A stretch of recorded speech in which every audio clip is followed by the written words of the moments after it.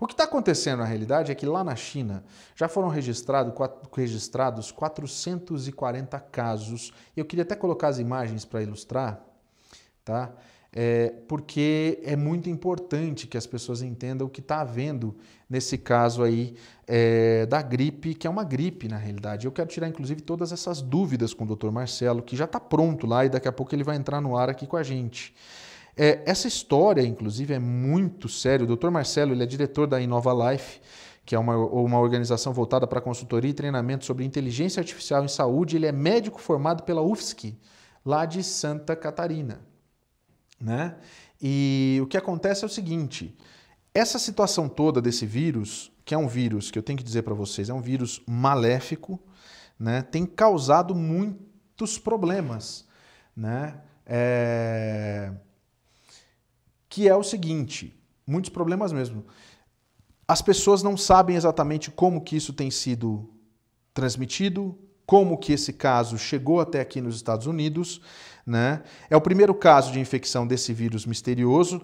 Essa pessoa que foi infectada aqui, né?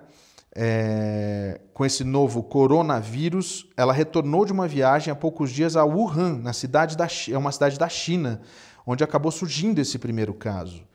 E aí, segundo o New York Times, e foi confirmado pela agência Reuters, né, e também o Centro de Controle e Prevenção de Doenças dos Estados Unidos, que é o CDC, tudo isso foi confirmado. Quer dizer, existe, já aconteceu, está aqui nos Estados Unidos e as pessoas precisam entender o que é isso. Por isso que eu vou conversar daqui a pouquinho com o Dr. Marcelo. De acordo com o New York Times, o caso nos Estados Unidos aconteceu no estado de Washington.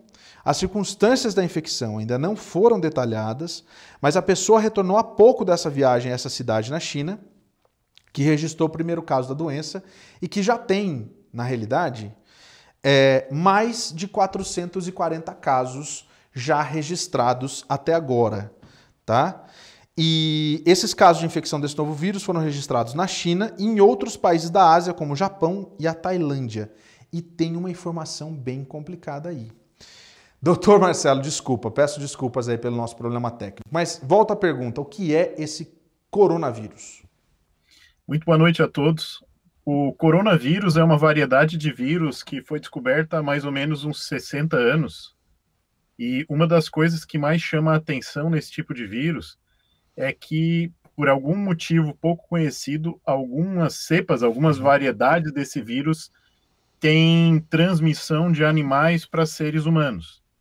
E essa é uma das maiores preocupações do que aconteceu na China, que é uma situação que já está sendo monitorada desde o final do ano passado pela Organização Mundial da Saúde, de que por algum motivo desconhecido, eles não sabem qual é a fonte ao certo, se foi a mutação que veio de algum animal, de algum bicho daquela região de Wuhan, que algumas pessoas começaram a ser infectadas com essa nova variedade do coronavírus, né, que eles estão estudando lá no momento, e a cidade, inclusive, está numa espécie de quarentena, né, ninguém entra, ninguém sai da cidade, para que eles possam investigar melhor o que aconteceu, né? Entendi. Agora, doutor, qual é o perigo disso? Porque a gente sabe que são 440 casos até agora, já deve ter aumentado esse número, né? Mas é algo que se espalha pelo ar, não é? Sim, ele pode se espalhar pelo ar e ele pode se espalhar também pelo contato manual, Paulo. Por exemplo, se uma pessoa que está infectada com coronavírus, ela espirra e coloca a mão no nariz ou a mão na boca e coloca a mão num corrimão, numa porta, o vírus vai ficar ali ativo por um tempo. Então, se você passar ali, colocar a sua mão e depois colocar a mão na boca ou a mão no nariz, você vai ser infectado, muito provavelmente infectado. Então, inclusive, esse é um dos principais precauções que o CDC e a Organização Mundial da Saúde estão recomendando para que as pessoas lavem as mãos, lavem muito as mãos. Essa é a melhor medida de proteção, não só contra o coronavírus, como também como vários outros tipos de vírus, né, como o vírus da gripe, a temporada de inverno nos Estados Unidos começando agora, essas infecções são mais comuns. E esse tipo de medida, né, que é muito simples, que é lavar as mãos, ela é muito mais eficaz, inclusive, do que, por exemplo, usar máscaras, né, que é uma coisa que a gente vê muito pessoal usando na rua por aqui, e que é uma coisa que cientificamente não existe comprovação nenhuma de efetividade. De eficácia, quer dizer, essa coisa da máscara não resolve, é isso? Cientificamente não tem comprovação nenhuma, tanto que você não vai encontrar essa recomendação no CDC. A gente está vendo as imagens, inclusive, parece que lá, inclusive, na China, já tem essa doideira por causa da poluição, todo mundo já tem esse costume de usar máscara. Por conta da poluição, sim, né? É claro. Mesmo a poluição, Paulo, porque assim, ó, o que acontece? Qual é o tipo de poluição que a gente chama de poluição nociva, né? A gente chama de PM25, né? Que são partículas microscópicas que têm um tamanho de 25 microns, eu acho, né, que é uma medida muito pequena. Ela é tão pequena, mas tão pequena que os poros da máscara não servem para nada. Ela atravessa os poros da máscara, né? Então, esse tipo de máscara normalmente se usa para partícula mais grosseira, como um tipo de fuligem, né? A pessoa que está trabalhando num forno com muita fuligem, ou num lugar que tem muita fumaça grossa, né? Aquela fumaça espessa. Mas para esse tipo de coisa não funciona, tá? Tanto que você não vai encontrar essa recomendação, por exemplo, no site do CDC, né? O pessoal que usa medidas de proteção adequada para isso, normalmente utiliza aquelas máscaras do tipo respirador, que são máscaras profissionais, e que o uso em larga escala também não tem nenhuma evidência muito grande da comprovação de prevenção disso, até porque é um negócio muito caro e que se usa em ambiente de pesquisa, ou então em pessoas que fazem contato, por exemplo, com vírus mortais tipo ebola, né? E tipo em Chernobyl também, né? Exatamente. Então esse tipo de isolamento, ele não é o que se usa em escala. Lave as mãos. Doutor, é a medida mais importante. Lavar as mãos, e é um negócio tão simples, gente. Lavar a mão é um negócio tão tranquilo, tão fácil. Olha só, eu tenho uma pergunta aqui da Angélica Proença, que ela diz o seguinte: se eu não fui para a China e eu estou com sintomas da flu, no caso da gripe, se eu for ao médico, existe um exame que confirme se eu estou com coronavírus? Existe, eles estão já fazendo, eles inclusive já compartilharam o único exame que consegue comprovar se você tem o coronavírus ou não, é a testagem do DNA do vírus dentro das suas células, né? Então eles retiram uma amostra de algumas células suas, né? Às vezes é uma amostra de sangue, às vezes é uma amostra de outras células, dependendo do tipo de coronavírus, né? Ou de outros vírus. Às vezes eles retiram de outros fluidos, né? Mas normalmente tiram uma amostra de sangue, faz uma testagem de DNA para ver se encontra o DNA do vírus dentro da sua amostra de sangue. É a única forma de você ter certeza se você tem o vírus ou não. Uma outra pergunta que eu tenho aqui, ó, Princeton. Olá de Houston. Quantas vezes mais grave é o coronavírus do que o vírus da influenza? A complicação maior, o risco maior que o coronavírus possui, né, é um problema chamado SARS, que é a síndrome de angústia respiratória severa. A gente não tem um número para dizer assim quantas vezes isso é mais severo ou não, mas os principais sintomas de alerta é justamente uma piora muito rápida do quadro respiratório, né? A pessoa vai começando a ter uma falta de ar que piora muito rapidamente, e normalmente essa SARS ela evolui com uma pneumonia que mata cerca de 40% das pessoas que têm essa complicação. Não é que o vírus mata 40% das pessoas que ele infecta, mas as pessoas que possuem esse tipo de complicação, né, que evoluem para isso, que normalmente são crianças pequenas, idosos, pessoas que têm deficiências na imunidade, como doenças crônicas, né, AIDS, e elas têm uma chance maior de ter esse tipo de complicação, porque o vírus ele vai atacar com mais força nessas pessoas. Né? Doutor, Carlos Notzold, ele diz o seguinte: quanto tempo o vírus sobrevive fora do hospedeiro, já que todo vírus são organismos vivos intracelulares obrigatórios?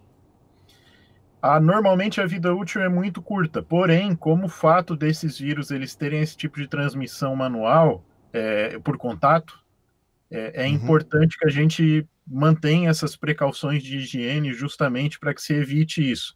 Como esse tipo de vírus é uma mutação muito nova, a gente tem poucas informações ainda a respeito disso, né? Eles estão fazendo vários estudos agora justamente para que esses pesquisadores, né, do CDC, da Organização Mundial da Saúde, possam compartilhar mais informações. Esses, inclusive, são os melhores sites para que você procure, né? O who.org, né? .org, ou cdc.gov. São os Aham. dois melhores sites para você receber informações Pode repetir, doutor, por qualificadas. gentileza? Perdão? Você pode repetir para a gente, por gentileza? Claro, os dois sites são o site do CDC, o Center of Disease Control, que é o Centro de Controle de Doenças dos Estados Unidos, é Uhum. cdc.org.gov, quer dizer, e .gov, o isso. site da Organização Mundial da Saúde, que é who.org. Ok. Esses são os dois sites onde você vai encontrar informações que estão sendo atualizadas em tempo real.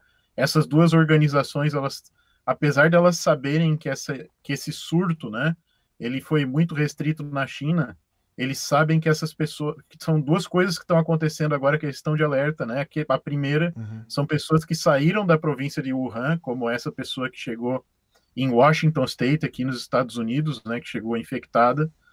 E parece que tem um caso no Brasil também, em Minas Gerais, que estão em Então, isso que eu ia investigação. perguntar, doutor, quais as chances desse vírus ir para o Brasil, por exemplo? Na verdade, quais as chances dessa epidemia de lá da Ásia se espalhar para outros lugares do mundo? A gente sabe que a China é o país que mais tem gente, né? E aí? Olha, Paulo, eu te diria que em termos de probabilidade, já olhando a resposta imediata que aconteceu, né, em relação à resposta epidemiológica mesmo, de praticamente colocar uma província inteira em quarentena, né, e ter um controle muito restrito, seria uma chance relativamente menor, porque até a Uhum, mutação mesmo desse vírus ela foi mais localizada, né? Embora todas essas entidades elas estão de alerta por várias questões, né? Primeira uhum, delas é que aqui no hemisfério norte é inverno, então qualquer tipo de infecção como essa, né, viral, respiratória, pelo uhum. fato da temperatura mais baixa do inverno, o risco aumenta. A segunda coisa, que é justamente algo que principalmente o governo chinês, a Organização Mundial da Saúde, está de alerta, é que a gente vai ter o Ano Novo Chinês agora essa semana. Então, vai Essa, ter um inclusive, fluxo foi uma muito coisa grande de que pessoas. Né? porque junta muita gente e fica muito fácil de se espalhar. Se tem essa facilidade, inclusive, e não adianta ir com a máscarazinha lá, não, né? Quer Não dizer, adianta. uma coisa que eu ouvi, inclusive, eu acabei lendo a respeito, é que já são 5 aeroportos aqui nos Estados Unidos que recebem voos da Ásia que já se prontificaram a fazer toda a checagem de quem está chegando, principalmente de destinos próximos da onde houve esse registro maior, que é a cidade de como é que chama mesmo? Wuhan. Wuhan. Eu sou ótimo com o chinês, né? Então, cidade de Wuhan, na China, que já tem todos esses registros. Então, quem está vindo de lá, com certeza vai ter que passar por essa checagem. Mas adianta alguma coisa? Como que eles podem descobrir isso no aeroporto, doutor, por exemplo? Eles utilizam sensores de temperatura para ver se a pessoa está com febre, né? Uhum, É uma medida que talvez, né, possa pegar algumas pessoas que estejam suspeitas, né, para ajudar essas pessoas, ver se essas pessoas precisam ficar em algum tipo de quarentena. Mas isso não garante as pessoas, por exemplo, que estão numa fase muito inicial ainda da doença, numa fase de incubação, digamos assim, que ainda não estão em febre, né, não estão em quadro febril. uhum. Então, mesmo com essas medidas elas reduzem o risco, mas elas não impedem completamente, né, de uma pessoa que foi infectada com o vírus de estar, né, no momento desse. Outra coisa também que as pessoas ficam de alerta normalmente nesses momentos, né, são das pessoas que estavam no avião junto com essa pessoa que chegou infectada, uma vez que o avião é um sistema de circulação fechado de ar, né, em um voo normalmente de longa Sim. duração, da China para cá, pelo menos Uhum. umas 12 horas essas pessoas estão circulando o mesmo ar ali, e uma pessoa como essa tossindo ou espirrando, isso já existem pesquisas mostrando que infecta, né? Tem um potencial muito alto de infectar pessoas que estão 3 fileiras na frente, 2 fileiras atrás desse cara, né? Então, Isso eles é um também dado pegam técnico, listas de doutor, é isso? passageiros, né, para Ah, monitorar isso. isso é um dado técnico, doutor, sobre isso, inclusive que vale para outras doenças também, que podem ser transmissíveis em lugares fechados? Essa é uma evidência que a gente chama de evidência, não é uma evidência, né, não é uma evidência forte, mas existem algumas pesquisas mostrando isso, né, de inoculação de vírus, né, de gripe, por exemplo, que são infecções respiratórias, e que tem sintomas similares, né, a pessoa espirra, a pessoa tosse, tem secreção, e que tem esse raio, né, onde as partículas de secreção de um espirro, de uma tosse, pode acabar infectando outras pessoas ao redor. Eu tenho mais uma pergunta, mas antes dessa pergunta que foi o Lucas que mandou, tem uma pergunta aqui, até de cunho mais assim específica. Vamos supor que um imigrante acaba sendo preso, não se detecta na hora que ele foi preso e ele vai para um centro de detenção aqui nos Estados Unidos. Nesse centro de detenção ele fica lá. Existe uma possibilidade de transmissão, claro, né? Existe, isso pode acontecer. Inclusive, populações encarceradas, né, pelo fato do confinamento, também são populações que, em qualquer tipo de doença infecciosa, Paulo, existe um alerta, né? Uhum. Justamente que, pelo fato do confinamento, dessas pessoas estarem muito juntas, em ambientes fechados, existe um risco maior de contágio, né, por qualquer tipo de doença infecciosa, principalmente respiratória, ou por contato. Aham. Doutor, muito obrigado mesmo. Eu tenho a última pergunta aqui que fizeram, que é o seguinte: o Lucas mandou. Esse vírus pode se hospedar em animais e ser transmitido para seres humanos também?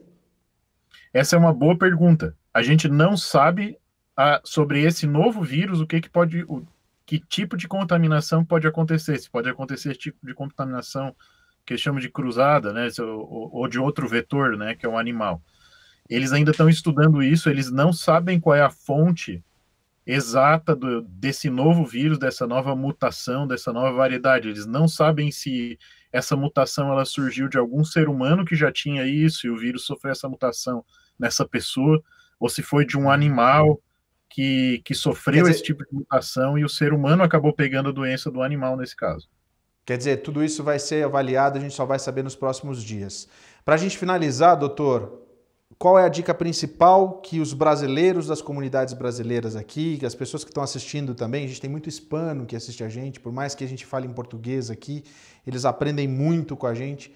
Qual é a dica principal? Primeiro, não entrar em pânico, porque a gente tem visto, inclusive, pessoas andando por aqui falando assim: ai meu Deus, eu já estou tossindo, estou espirrando, já estou com a doença coronária, já fala, né?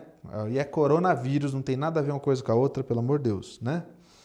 Mas assim, não entrar em pânico, acho que é a principal dica. E o que mais que a gente pode deixar de dica, então, para as pessoas que estão assistindo o programa, doutor Marcelo? A doença ela tem sintomas que se confundem muito com uma gripe mais forte ou com um resfriado, né? Então, caso esses sintomas, por exemplo, persistam, né, por 24, 48 horas, você tem uma febre que não baixa com a medicação simples, né? Ou você percebe que você está com uma falta de ar que está acima do normal, você está com dificuldades para respirar e um quadro gripal, a recomendação né, caso você não esteja se sentindo bem, é procurar um pronto atendimento de emergência, procurar um IR, né, para que você possa ser avaliado por um médico de pronto.